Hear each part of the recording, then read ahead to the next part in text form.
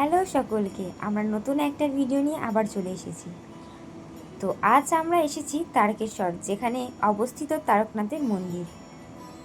তো আমরা নেমে পড়েছি স্টেশনে, আর আমরা একা আসিনি, আমাদের পিসি আমাদেরকে নিয়ে এসছে। তো এই যে আমার পিসি।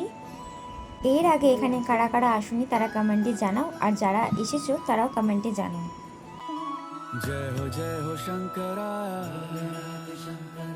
आदिदेव शंकरा।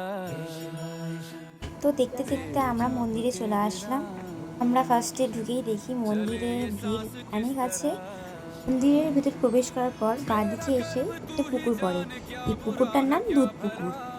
আর যারা দূর থেকে আসে এখানে তারা স্নান করে বাবার মাথায় জল ঢালে। তো আমরাও পুজোর জন্য ডালা ও জল নিয়ে নিলাম বাবাকে দেবো বলে। তো চৈত্র মাস তো পড়ে গেছে, আর আমরা যখন এসেছি বাবার মাথায় জল ঢালবো না, এরম তো হয় না। তো চলো আমরা বাবার মাথায় জল ঢেলে নিই। মূলত মাসটি শিবের মাস, নানাভাবে শিবের আরাধনা হয় এই সময়। অবশেষে আমাদের পুজো শেষ হয়ে গেল, তো আমরা বেরিয়ে পড়লাম বাড়ি যাওয়ার জন্য। তো চলো।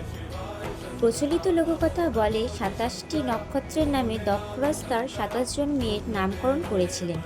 দক্ষরাজের এক মেয়ের নাম ছিল চিত্রা এবং আর এক মেয়ের নাম ছিল বিশাখা। বলা হয় চিত্রা নামটি নাকি দক্ষরাজ ত্রিকা নক্ষত্র থেকে নিয়েছে। পরবর্তী সময়ে দক্ষরাজের কন্যাত্রার নাম থেকে জন্ম হয় চৈত্র মাসে। কথা বলতে বলতে চলে এলাম আজকের ভিডিওটা এই অবধি। চলো টাটা।